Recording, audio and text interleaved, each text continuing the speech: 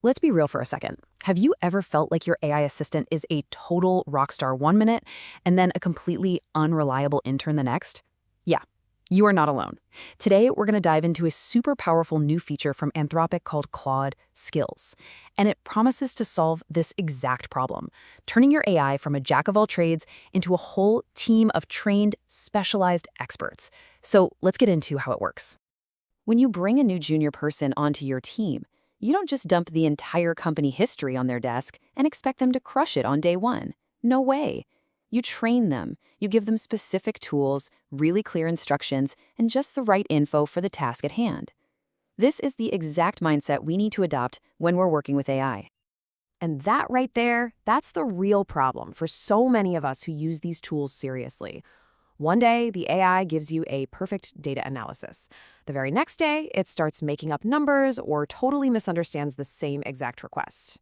That inconsistency is a massive roadblock. It kills productivity and, maybe more importantly, it kills trust. You just can't build reliable workflows on a shaky foundation. So how do we fix this whole mess? Well, this is where Claude Skills come in. And this isn't just another fancy way to write a prompt. This is a fundamental change in how we can instruct and, maybe more importantly, constrain the AI to perform really specific, repeatable tasks with absolute precision. Okay, the real game changer here is that last part, the ability for a skill to run deterministic code. See, a skill isn't just a clever prompt, it's a whole package of instructions, reference files, and even actual Python scripts. What that means is, for certain jobs, the output isn't a creative guess by the AI model. It's the predictable, repeatable result of code being executed. Every single time. Let's break down exactly what makes skills so different. The crucial thing to see here is that each of these tools has its own job.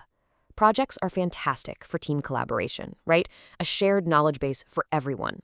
Subagents are awesome for breaking down a huge task in one conversation, like telling one agent to handle the front-end code while another one tackles the back-end. But skills are designed for one thing, creating a reusable, super reliable expert for a very specific job. And notice that key weakness for projects? Context rot. This is a huge problem that skills were built to solve. Imagine you give them 10 different brand guides, 3 years of financial reports, and the entire company's Slack history, just to write one little social media post. They'd be completely overwhelmed. They might grab the wrong info, get confused. That's context rot. And the exact same thing happens to AI. Too much information actually makes it perform worse. And that's exactly how skills beat this. They are precision instruments.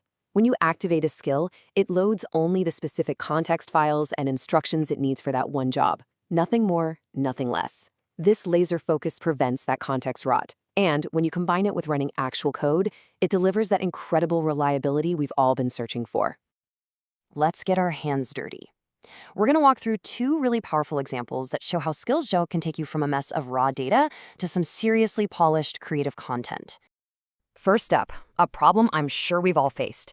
You've got a ton of raw data from your marketing campaigns, and you need to make sense of it, fast, and you need it to be accurate. This is the perfect test for an AI. So here's our starting point, a standard spreadsheet, just rows and columns of numbers. Now, if you just upload this to a generic AI and say, hey, give me some insights, well, the results can be a total roll of the dice. It might misunderstand a column, miscalculate a total, or just plain make up a number. Not good. But when you use a custom skill, the output looks like this. It's clean, it's accurate, and it's actually actionable.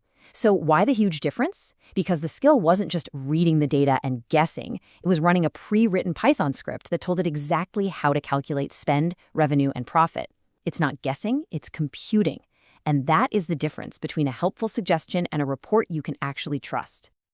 All right, let's switch gears from crunching numbers to something a bit more creative. What if you could build a skill that acts like your own personal ghostwriter, taking your short-form ideas and expanding them into amazing long-form content? You actually use a skill to build another skill.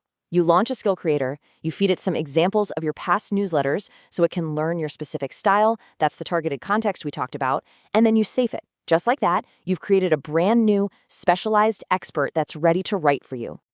And this is a line the skill generated when it was expanding on a simple tweet about pricing. Price, pricing, market fit. That is a genuinely insightful, creative leap that perfectly captures the original idea and makes it even more powerful. It's a banger. This really shows that constraints don't just create reliability, they can actually spark creativity. So, we've seen that skills are incredibly powerful tools, but this brings up a much bigger question. As the tools themselves get better and better, what's our role in making them effective? The whole conversation is starting to shift. So here's something really interesting. A recent report from Ramp, a company that tracks business spending, actually showed a little dip in subscriptions for some AI tools. It kind of suggests that some businesses are off-ramping, maybe because they weren't getting those big productivity gains they were hoping for. The common assumption is pretty simple. The AI just isn't good enough yet. But the emerging reality is a lot more nuanced. It turns out the issue often isn't the tool itself. It's a lack of what people are starting to call AI fluency. It's the skill of knowing how to properly guide, instruct, and constrain these models to get the result you actually want. The problem isn't always the AI. Sometimes it's us. And this is exactly why skills are such a critical development. They help bridge that fluency gap. They give us a structure to package our own expertise, our own rules, and our own context in a way the AI can perfectly understand and execute. It moves us away from just being prompters and into the role of being true AI managers, where we design, train, and deploy our own team of digital specialists. So the takeaway here is pretty clear. The future of AI isn't just about building bigger, more powerful models. It's about building better ways for us to harness all that power. Tools like Claude Skills finally give us the controls we need to demand reliability and precision. Which really just leaves us with one final thought. The real question is, are we?